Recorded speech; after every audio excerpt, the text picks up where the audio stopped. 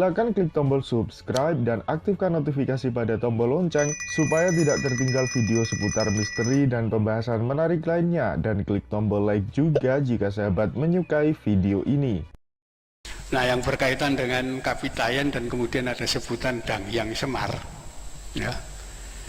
Dangyang Semar nanti ada Badranaya, ada Ki Sondong, macam-macam. Itu adalah nama tokoh-tokoh, ya. Istilahnya pendetanya Kapitayan. Jadi yang ngajarkan ajaran Kapitayan itu ya golongan ini Semar, golongan ini Badranaya, golongan ini Ki Sondong, macam-macam itu. Itu bukan satu orang, dari beberapa orang. Inilah yang kemudian oleh Sunan Kalijogo, Sunan Giri, dan kemudian Sunan Bonang diformat dalam bentuk wayang Islam, ya. Jadi wayang Purwo itu Mojopahit gak ada, itu kreasinya para wali itu, ya. Sekarang ada wayang kulit itu, zaman Mojopahit gak dikenal, gak ada. Itu para wali yang bikin, ya. Nah, itu gambarnya ya tidak seperti manusia, karena para wali ngerti kita dilarang menggambar makhluk hidup, ya, karena itu gambarnya wayang ya gepeng, dan kemudian apa tangannya lebih panjang dari kaki dan seterusnya. Itu seperti itu. Nah, itu zaman Islam. Lalu muncullah tokoh Semar, Bakong, Gareng, itu simbol Kapitayan. Disitulah Sunan Kalijogo itu sering membuat cerita Semar gugat misalnya. Tokoh Semar yang dianggap rendah, kenapa? Karena agama lokal. Ngamuk, ratune para dewa, Bathara Guru kalah. Semua dewa-dewa Hindu dikalah oleh Semar, ya, itu Kapitayan. Kenapa? Dan itu di Mojopahit mulai muncul setelah Hayam Wuruk Sri Prabu Rajasa Negara meninggal. Yang menggantikan adalah Wikrama Wardana, menantunya. Itu sudah agamanya bukan agama Hindu, tapi agama Kapitayan. Kan itu beliau menggunakan gelar Hyang Wisesa. Itu beda, kalau agamanya Hindu beda. Di situ, misalnya Rajasa, Wardana, Jaya, Wisnu, Wijaya. Itu nama-nama Hindu ini. Tapi ketika menjadi Hyang Wisesa Kapitayan, ya, pendeta Kapitayan namanya Janggan. Ya, itu sebabnya Semar itu disebut Janggan, Janggan Semorosonto dan seterusnya. Bukan Acarya, bukan Biku, tapi Janggan Kapitayan. Ya, itu sebabnya di dalam pewayangan itu posisi Semar itu sudah melampaui dewa-dewa. Ya, kadung ngamuk, dewa-dewa Hindu kalah kabeh. Nah, itu memang digunakan oleh para wali untuk menegakkan tauhid. Iku lho, Semar wong sing paling asor, paling pembantu, pelayan orang-orang yang gak dihargai, tapi tauhidnya kuat. Dia tidak mau kalah dengan dewa-dewa itu. Kan itu kalau ngamuk, kayangan diobrak-abrik. Ya itu. Nanti digunakan memang untuk itu.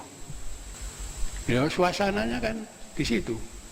Saat itu orang hanya mengenal dewa, orang keraton, dan memuliakan dewa. Akhirnya bangun format baru.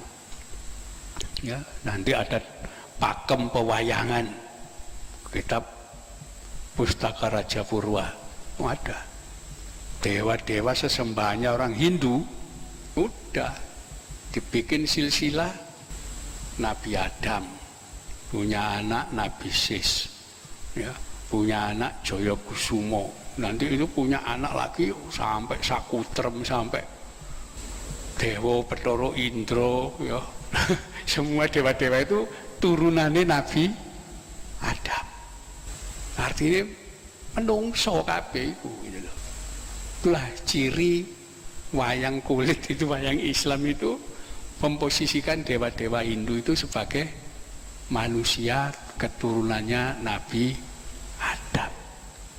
Padahal aslinya bukan itu Tuhan menurut versi Hindu, ya. Tapi diformat oleh para wali seperti itu, ya, dalam rangka tauhid. Jadi Jawa ini dulu dikuasai oleh Nawa Dewata, 9 dewa, penjaga 9 mata angin. Jadi ada 8 mata angin, pusatnya ada di tengah. Dari Nawa Dewata 9 dewa diganti menjadi 9 wali. Apa? Bukan Tuhan, kekasih Tuhan. Wali-wali itu kekasihnya Allah. Proses. Jadi nama Wali Songo itu di situ. Kenapa? Pakai ilmu nujum. Ya, jadi Sunan Ampel itu ahli nujum. Ya, ilmu perbintangan. Kitab yang beliau bawa dari negeri Campa itu namanya Tapuk Cakarai, menjelaskan itu. Nah, akhirnya dihitung Jawa ini yang penguasa adalah Nawa Dewata, diganti menjadi Wali Songo, 9 wali, 9 kekasih Allah. Nah, ternyata setelah dipelajari, loh, hampir semua kekuatan yang ada di Nusantara ini 9 hitungannya. Nanti zaman kuno itu ada kerajaan Sriwijaya. Sriwijaya 9 itu. Ada kerajaan Pajajaran 9. Singosari 9. Mojopahit 9. Nusantara 9. Itu hitungannya. Disitulah sama wali kemudian dihitung. Kalau begitu dari Mojopahit ini Islam muncul dari mana? Kalau semua hitungannya 9.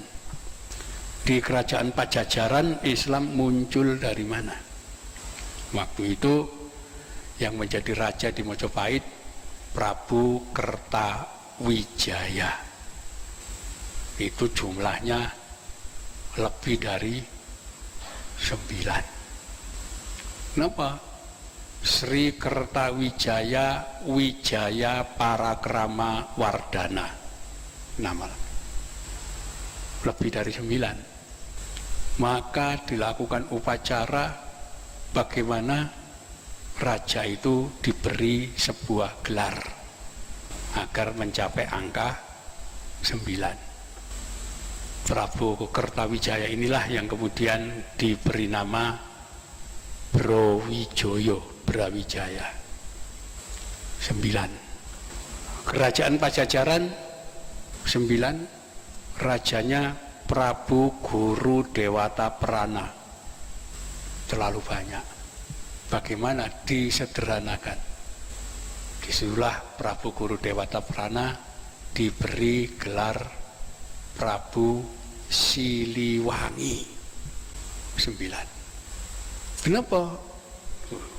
Dari Prabu Siliwangi ini nanti lahir Pangeran Walangsungsang Cakrabuana, punya adik namanya Kian Santang, Loro Santang dan seterusnya. Ini yang menyebarkan Islam di Jawa Barat. Ya, dari Prabu Brawijaya ini, Sri Kertawijaya Wijaya Parakrama Wardana yang disebut dengan Brawijaya, ya lahir Aryodama, Raden Patah, ya, kemudian Sebela Belu, kemudian Sunan Lawu, ya, itu semuanya keturunan Brawijaya. Islam berkembang di situ. Jadi dulu dihitung Ya, ada ilmu nujumnya. Ini diwarisi para kiai. Itu sebabnya ketika meraih kemerdekaan Indonesia ya dihitung sama para kiai. Indonesia 9 huruf, dasari Pancasila 9 huruf, Undang-Undang Dasari 1945, Undang-Undang Dasar 45, 4 tambah 5 sama dengan 9. Dihitung begitu. Sing proklamasinya Bung Karno, langsung kok di NU didukung kok Indonesia merdeka. Negara kita namanya Indonesia ya didukung. Kenapa? Hitungannya songo, akeh songo. Itu namanya ilmu nujum yang masih diwarisi para kiai. Ya tapi jangan diceritakan keluar ini ya. Nanti diejek sama Muhammadiyah. Wah kelenik itu. Tapi memang hitungannya kayak begitu. Silakan klik tombol subscribe dan aktifkan notifikasi pada tombol lonceng supaya tidak tertinggal video seputar misteri dan pembahasan menarik lainnya, dan klik tombol like juga jika sahabat menyukai video ini.